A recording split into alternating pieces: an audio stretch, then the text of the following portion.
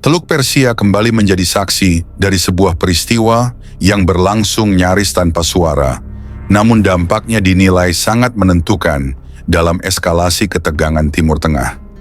Pada malam hari tanggal 27 Januari 2026, sebuah insiden udara berisiko tinggi dilaporkan terjadi di atas kawasan Selat Hormuz. Menurut sejumlah sumber pemantauan penerbangan dan laporan keamanan regional, sebuah drone milik Korps Garda Revolusi Islam Iran yang dikenal dengan nama Shadow Tree terlibat dalam pertemuan jarak dekat dengan drone pengintai milik Angkatan Laut Amerika Serikat jenis MQ-4C Triton. Peristiwa ini terjadi hampir bersamaan dengan laporan adanya ledakan di salah satu fasilitas militer strategis Iran. Ledakan tersebut dilaporkan terjadi di kawasan kompleks militer Parchin, sebuah area yang terletak tidak jauh dari Teheran dan selama bertahun-tahun menjadi sorotan komunitas internasional. Garda Revolusi Iran mengonfirmasi bahwa memang terjadi insiden ledakan di wilayah tersebut, namun hingga kini pejabat tinggi pemerintah Iran belum memberikan penjelasan rinci kepada publik. Insiden ini muncul di tengah meningkatnya retorika politik dan militer, termasuk pernyataan keras dari berbagai pihak terkait kemampuan nuklir Iran. Dalam beberapa pernyataan sebelumnya, sejumlah tokoh Iran mengklaim bahwa negaranya memiliki kemampuan teknis untuk mempercepat pengembangan senjata nuklir dalam waktu singkat. Klaim tersebut tentu memicu kekhawatiran internasional dan perhatian serius dari berbagai ibu kota dunia, termasuk Moskow dan Beijing.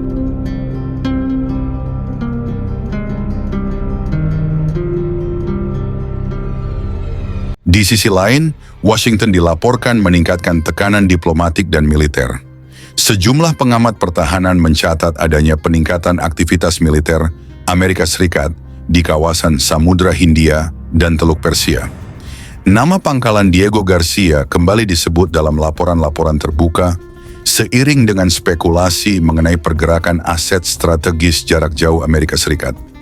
Situasi ini dinilai oleh analis sebagai pergeseran dari pendekatan diplomatik menuju tekanan menyeluruh yang lebih keras.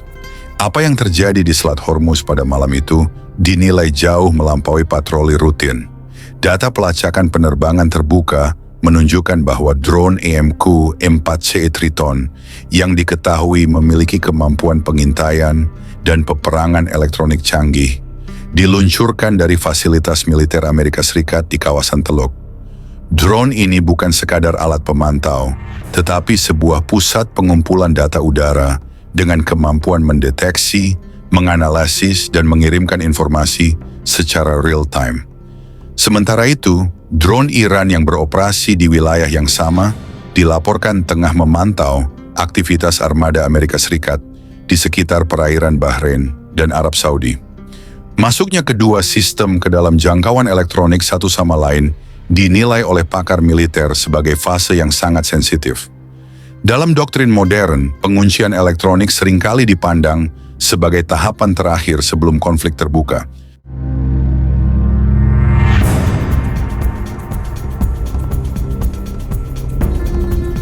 Insiden udara ini juga disebut-sebut dimanfaatkan oleh Komando Pusat Amerika Serikat untuk mengamati secara langsung respons sistem pertahanan udara Iran.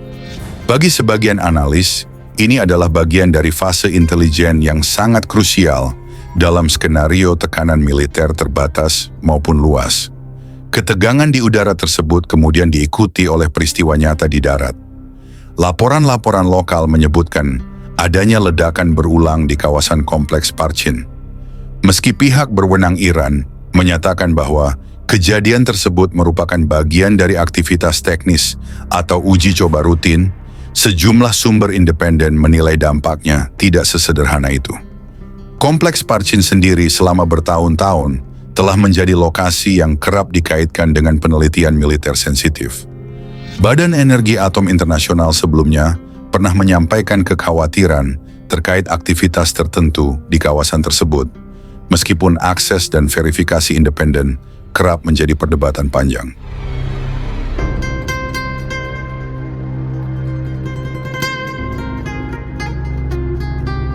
Waktu terjadinya ledakan dinilai terlalu bertepatan dengan eskalasi regional untuk dianggap sebagai kebetulan murni. Sejumlah analis memunculkan dua kemungkinan utama. Pertama, adanya operasi rahasia tingkat lanjut yang melibatkan sabotase fisik atau siber oleh pihak eksternal. Kedua, adanya kegagalan teknis internal akibat tekanan waktu, keterbatasan teknologi, atau kesalahan manusia. Apapun penyebabnya, kedua skenario tersebut dipandang sebagai pukulan serius bagi citra dan daya tangkal strategis Iran. Jika insiden tersebut merupakan hasil infiltrasi eksternal, maka itu menandakan bahwa sistem keamanan terdalam rezim telah ditembus. Namun jika merupakan kecelakaan internal, maka klaim kemampuan strategis yang selama ini disuarakan menjadi dipertanyakan. Sementara asap masih dilaporkan terlihat di sekitar kawasan Parchin, aktivitas militer Amerika Serikat di kawasan Teluk juga menunjukkan peningkatan signifikan. Pesawat angkut militer besar dilaporkan melakukan pergerakan intensif, mengangkut personel dan sistem pertahanan tambahan ke wilayah sekutu Amerika Serikat. Langkah ini dinilai sebagai upaya memperkuat perisai pertahanan guna mengantisipasi berbagai kemungkinan.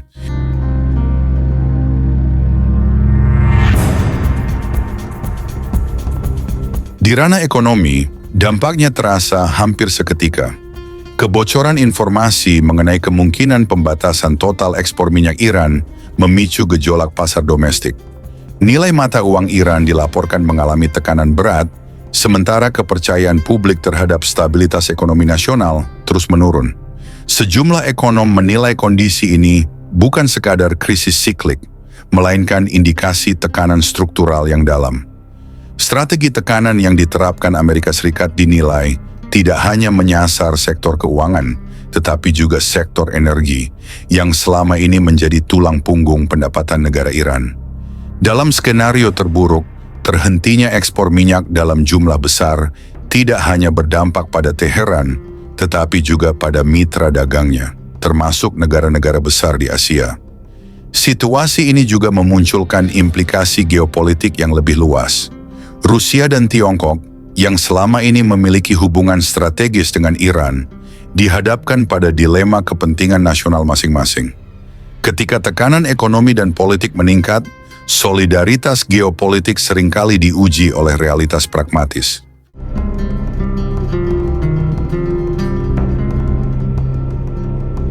Di dalam negeri Iran, laporan mengenai ketidakpuasan publik dan tekanan sosial terus bermunculan.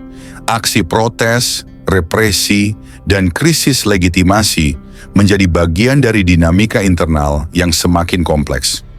Beberapa pengamat menilai bahwa tantangan terbesar rezim saat ini bukan hanya ancaman eksternal, tetapi erosi kepercayaan internal. Dalam situasi global yang semakin tidak menentu ini, satu hal menjadi pengingat bagi kita semua bahwa kekuasaan, kekuatan militer, dan stabilitas ekonomi bukanlah fondasi yang kekal. Sejarah menunjukkan bahwa ketika keadilan diabaikan dan kebenaran dikompromikan, maka runtuhnya sebuah sistem hanyalah soal waktu.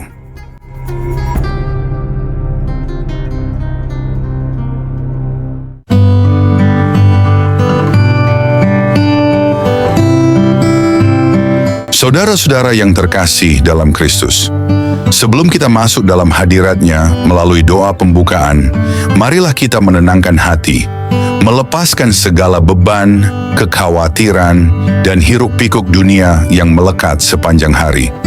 Kita datang bukan sekadar untuk mendengar, bukan sekadar untuk mengikuti sebuah rangkaian acara, tetapi untuk berjumpa dengan Tuhan, Dia yang memegang kendali atas hidup, sejarah, dan masa depan kita.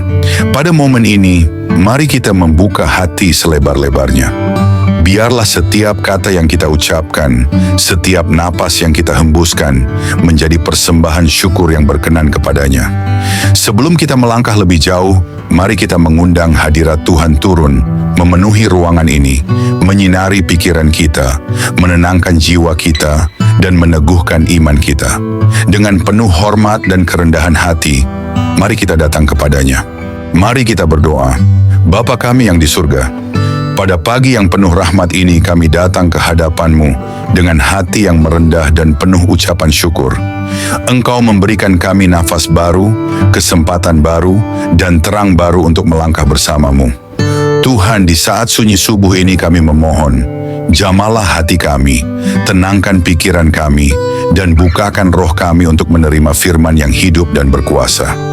Ya Tuhan, urapilah setiap kata yang disampaikan hari ini, agar tidak hanya terdengar oleh telinga kami, tetapi masuk jauh ke dalam hati, mengubah cara kami berpikir, menegur kami, menguatkan kami, memulihkan kami, dan membawa kami lebih dekat kepadamu.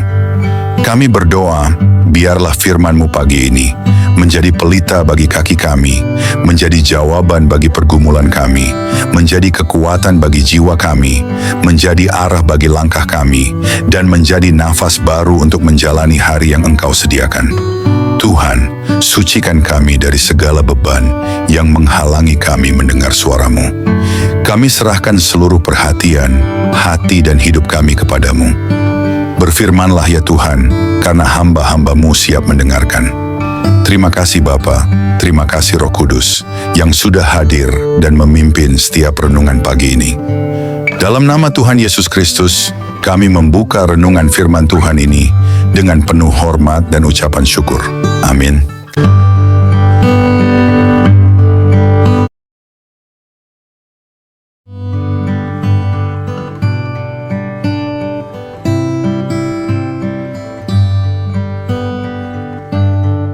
Shalom, saudara-saudari yang terkasih dalam Kristus. Hari ini kita hidup di tengah dunia yang sedang berguncang.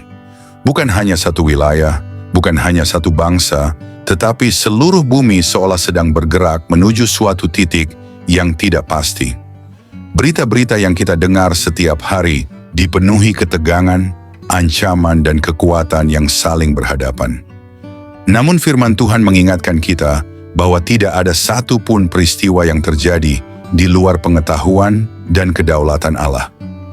Alkitab berkata, apabila dasar-dasar dihancurkan, apakah yang dapat dibuat oleh orang benar?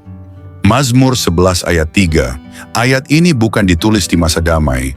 Ayat ini lahir dari zaman penuh ancaman, sama seperti yang kita saksikan hari-hari ini. Ketika bangsa-bangsa mengerahkan teknologi tercanggih mereka, ketika langit dipenuhi alat-alat pengintai dan laut menjadi jalur perebutan kekuasaan, manusia ingin menunjukkan bahwa mereka berkuasa penuh atas bumi. Tetapi firman Tuhan berkata dengan jelas, Tuhan bersemayam di surga, takhta-Nya di sorga. Mazmur 11 ayat 4. Artinya, sebelum satu pesawat lepas landas, sebelum satu strategi disusun, Allah sudah lebih dahulu bersemayam sebagai hakim atas segala sesuatu. Apa yang kita saksikan hari-hari ini adalah gambaran klasik dari kesombongan manusia. Kekuatan militer dipamerkan, ancaman disampaikan, ekonomi dijadikan senjata, dan nyawa manusia seringkali hanya menjadi angka statistik. Alkitab sudah lama mengingatkan bahwa jalan ini tidak pernah berakhir pada damai sejati. Ada jalan yang disangka orang lurus, tetapi ujungnya menuju maut. Amsal 14 ayat 12.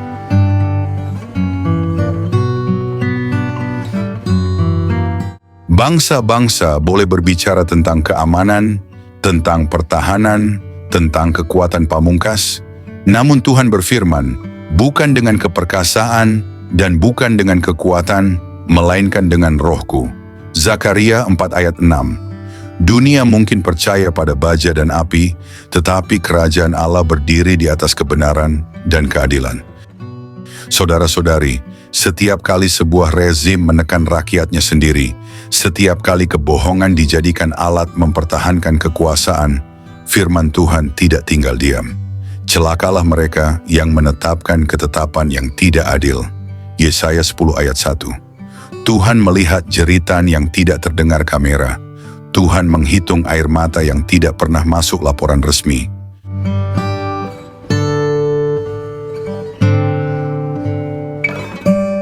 Sejarah membuktikan bahwa tidak ada kekuasaan yang runtuh dari luar sebelum hancur dari dalam. Ketika sebuah bangsa kehilangan kejujuran, ketika keadilan diinjak, dan ketika kehidupan manusia dianggap murah, maka fondasi itu sudah retak, meskipun tampak kuat di permukaan. Yesus sendiri berkata, setiap kerajaan yang terpecah-pecah pasti binasa. Matius 12 ayat 25.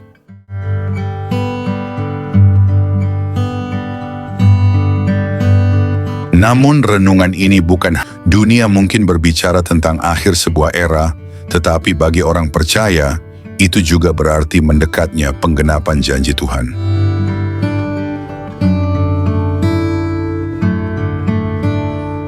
Renungan pagi ini mengingatkan kita bahwa iman bukanlah pelarian dari realitas, tetapi kekuatan untuk berdiri tegak di tengah realitas yang keras. Kita dipanggil bukan untuk memihak kekerasan, tetapi untuk berpihak pada kebenaran. Bukan untuk membenci, tetapi untuk tetap mengasihi tanpa menutup mata terhadap kejahatan. Jika hari-hari ini membuat hatimu gelisah, ingatlah firman Tuhan, serahkanlah kuatirmu kepada Tuhan, maka Ia akan memelihara engkau. Mazmur 55 ayat 23. Dunia boleh tidak stabil, tetapi Tuhan tidak pernah goyah. Saudara-saudari terkasih, jangan biarkan kerasnya dunia membuat hatimu menjadi dingin. Justru di zaman seperti inilah iman diuji, dimurnikan, dan diteguhkan. Barang siapa bertahan sampai pada kesudahannya, ia akan selamat.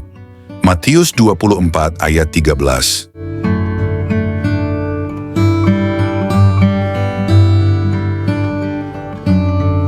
Kiranya renungan ini menuntun kita untuk tidak hanya mengamati dunia, tetapi juga memeriksa diri. Apakah kita masih hidup dalam terang? Apakah kita masih setia dalam perkara kecil? Apakah kita masih mengandalkan Tuhan lebih dari apapun? Mari kita akhiri renungan ini dengan kesadaran bahwa hidup kita ada di tangan Tuhan, bukan di tangan penguasa dunia. Tuhan itu baik. Ia adalah tempat perlindungan pada waktu kesesakan. Nahum 1 ayat 7. Selama kita tinggal di dalam Dia, tidak ada guncangan yang mampu merenggut pengharapan kita. Tuhan Yesus memberkati setiap hati yang mendengar, menguatkan yang lemah, meneguhkan yang goyah, dan menyalakan kembali iman yang hampir padam. Amin.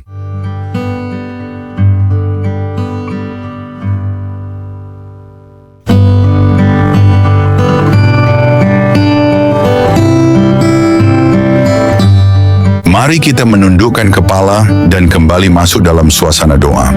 Sebelum kita menutup persekutuan ini, marilah kita hening sejenak, menarik napas dalam-dalam dan membiarkan firman yang tadi kita dengar meresap sampai ke dasar hati.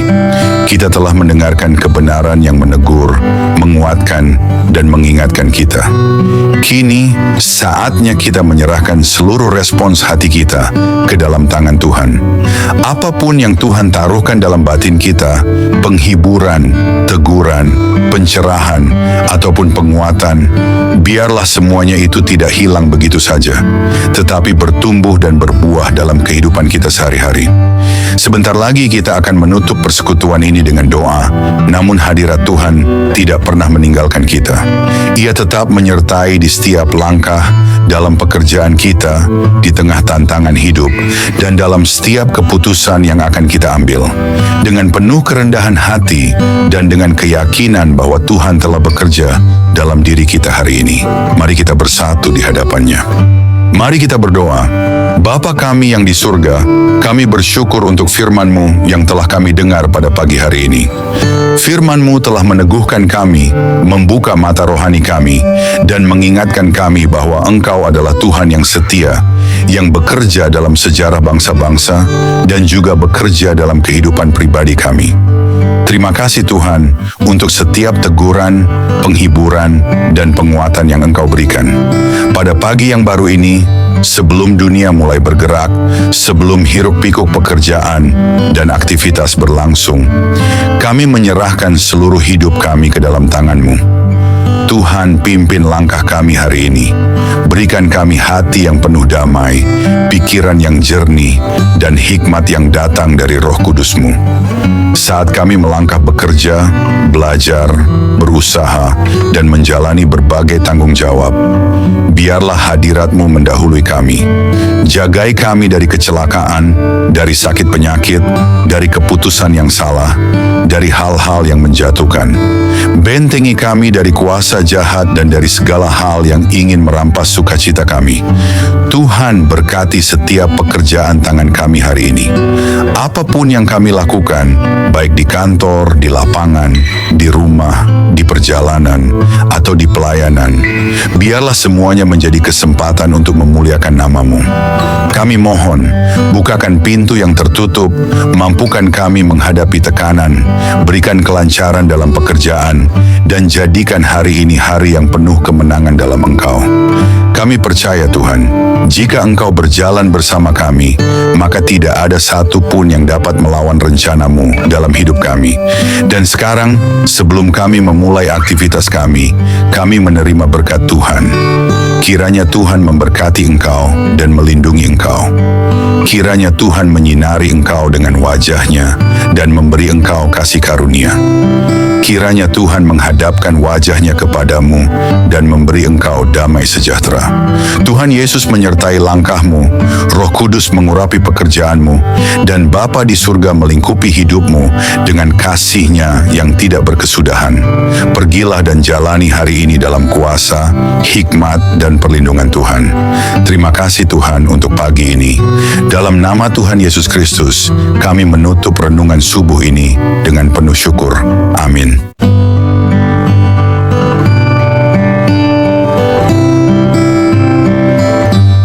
Saudara-saudara terkasih dalam Kristus, kita telah selesai mendengarkan renungan firman Tuhan pada pagi hari ini. Kiranya apa yang telah kita dengar, renungkan, dan doakan boleh menjadi kekuatan baru, arah baru, dan napas baru bagi kita menjalani hari-hari ke depan. Firman Tuhan tidak pernah kembali dengan sia-sia. Ia selalu bekerja, Ia selalu menghidupkan, Ia selalu menuntun langkah orang yang mau membuka hati. Jika renungan ini berbicara kepada hidupmu, jika engkau merasakan sentuhan Tuhan, jika ada bagian firman yang membuka jalan pikiranmu, menyegarkan jiwamu, atau menguatkan imanmu, jangan simpan berkat ini hanya untuk dirimu sendiri. Ada banyak orang di luar sana, temanmu, saudaramu, keluargamu, yang sedang membutuhkan suara penguatan dari Tuhan. Mungkin engkau adalah alat yang Tuhan pakai untuk menjangkau mereka. Satu share kecil darimu dapat menjadi titik balik bagi seseorang. Satu renungan yang kau bagikan dapat menyelamatkan hati yang sedang patah, menguatkan jiwa yang mulai goyah, dan membawa terang untuk mereka yang sedang berada dalam kegelapan. Firman Tuhan layak disebarkan, kasih Tuhan layak dibagikan, pengharapan yang kita terima layak dinikmati oleh lebih banyak orang. Karena itu saudara-saudara, jika renungan ini bermakna dalam hidupmu, bagikanlah kepada keluarga, teman-teman, dan semua yang engkau kasihi. Biarkan mereka pun merasakan hadirat Tuhan yang sama, yang menyentuh hidupmu hari ini. Dan melalui setiap bagikan yang engkau lakukan, engkau sedang menjadi saluran berkat, alat Tuhan, dan saksi bagi kemuliaan-Nya. Kami juga mengundang engkau yang diberkati melalui pelayanan ini untuk terus mendukung channel Suara Tuhan, God's Voice. Sebuah dukungan kecil darimu, subscribe, like, dan share, berarti sangat besar bagi kelangsungan pelayanan ini. Ketika engkau menekan tombol subscribe, engkau sedang membantu firman Tuhan menjangkau lebih banyak orang. Ketika engkau menekan like, engkau sedang membuat renungan ini lebih mudah ditemukan orang lain. Ketika engkau menekan share, engkau sedang memperluas kerajaan Tuhan di muka bumi. Channel ini tidak bergerak karena kekuatan manusia, tetapi melalui hati-hati yang Tuhan gerakan. Dan mungkin hari ini, engkau adalah salah satu di antara mereka. Terima kasih saudara-saudara, karena telah mengikuti renungan firman Tuhan ini sampai selesai. Terima kasih atas waktu yang kau sisihkan di subuh hari, atas hati yang terbuka, atas telinga yang mau mendengar, dan atas kerinduanmu mencari Tuhan. Kiranya damai sejahtera Kristus menyertai sepanjang harimu. Kiranya tangan Tuhan memimpin setiap langkahmu. Dan kiranya firman yang kau dengar pagi ini terus hidup dan bekerja dalam hidupmu. Sampai bertemu kembali dalam renungan berikutnya di Suara Tuhan, God's Voice. Tuhan Yesus memberkati. Shalom.